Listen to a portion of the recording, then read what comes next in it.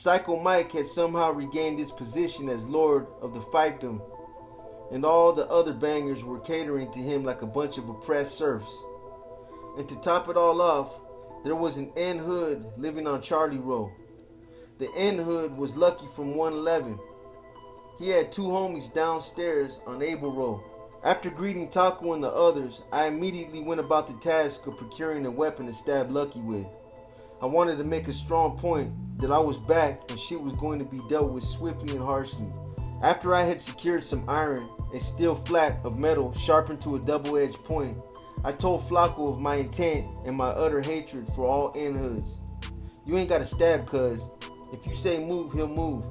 But really, cuz is alright, Taco said. Fuck that, I told Taco. This will send out a message to the rest of them punks. The next morning I stepped to him and caught him asleep. I crept up, climbed on the stool, and then the desk, raised my weapon like my fist was a hammer, and began my downward motion. His movement was swift and sharp. He rolled to one side of the bed and balled up.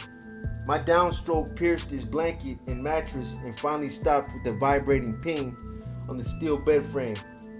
Monster Kody, wait. Anyone who knows me calls me either Monster or Kody. Only enemies and strangers refer to me by my whole name. I'm gonna kill your punk ass, I said, making a mocking stab at him, enjoying the terror in his eyes. You out of bounds, N-Hood. This is grape and gangster hood, fool. I made another swing in his general direction. Cuz, he pleaded, hands held high like I was telling him to stick him up. I didn't know. Taco said it was cool if I live up here. Ask him, Monster Kody, ask him. I stopped swinging but began breathing hard, looking around like a lunatic. I went into my madman routine. You got 3 minutes by gangster time to roll your shit up, bitch. You hear me? I said, eyes bugged like a crack addict's. Yeah, Monster Kody, I hear you. Move then, I yelled, waking everybody up. What's up? Somebody said from down the tier. Hey, trade gangsters, I yelled, and someone said, oh shit, he's at it again. Lucky moved down on Abel Road, and I consolidated Charlie Row, resuming control of the tank. I found out that Weeble Wobble had gone to the penitentiary after taking a 25 to life deal. In San Quentin, the United Blood Nation murdered him. Papa and Perry had received 96 and 98 years respectively, and were in Folsom State Prison. Chicken Swoop had also been found guilty and sentenced to 25 years to life. Chico was given 15 years to life. Momin was sentenced to 25 years to life. An old man was given 15 years to life.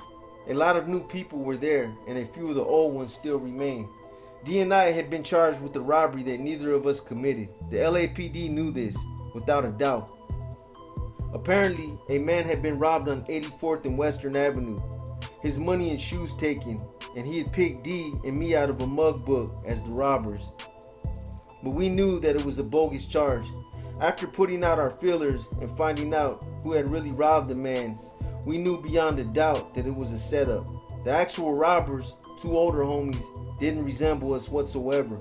It was impossible for that man to have been robbed by the other two homies and then have turned around and picked D and I. But it just so happened to be that D and I were the two hardest working bangers in the culture, committing crime sprees alone and together, a neighborhood's worst nightmare. So we surmised early in the proceedings that all this was a game of get us off the street. Well, it worked. I received 4 years and D received 5. Since I was a minor, I went to the youth authority. D was sent to state prison. While I was in the juvenile tank, my homeboy 8-Ball was murdered, blown up in a ride-by ambush.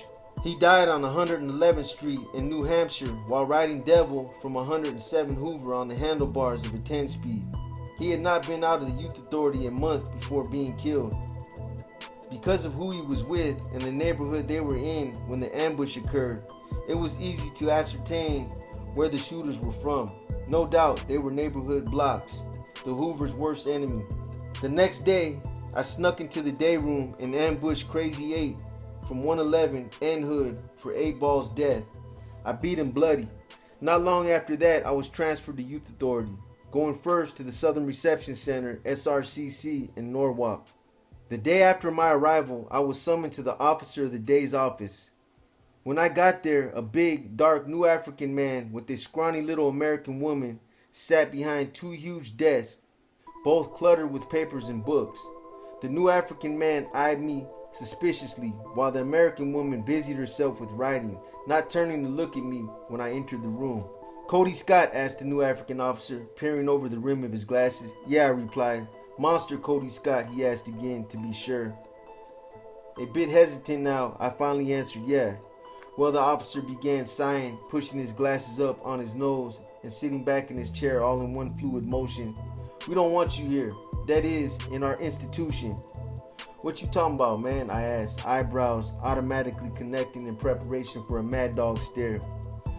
"Well," he started through another sigh.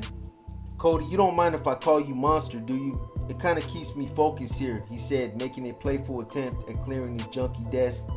"Nah, it's cool." Good, he said, as if he were instructing someone who had done a good job at something. "I must admit, you are nothing like I imagined." And then, as if to himself, no, nothing like I imagined, he went on, "Well, Mr. Monster, haha, Mr. Monster sounds funny, huh?" I didn't smile. "Yes, well, the point is, every gang member that comes through here, and we get a lot, has something to say about you." "Is that right?" I said, more bored than flattered. "Oh yeah, you betcha, and from talking to them and overhearing others, I've come to know that you have killed many people." "That's a lie, I ain't killed nobody." "Hold on now, Monster, don't get riled up now." "Nah, man, people be lying and stuff. Well, we just think it's best if you were sent directly to youth training school to complete your introduction up there, where there are more kids of your caliber around. Besides, the security is much tighter there. You'll like it." "Like it?" I shouted. "What makes you think that I like tighter security? You motherfuckers be tripping." "Calm down, mister. Man, fuck you." Just then the door burst open and in rushed two linebacker-sized Americans who grabbed me, kicking and yelling profanities, and cuffed me. The next morning, before the sun rose, I was in chains and on a bus to YTS to begin serving my 4 years.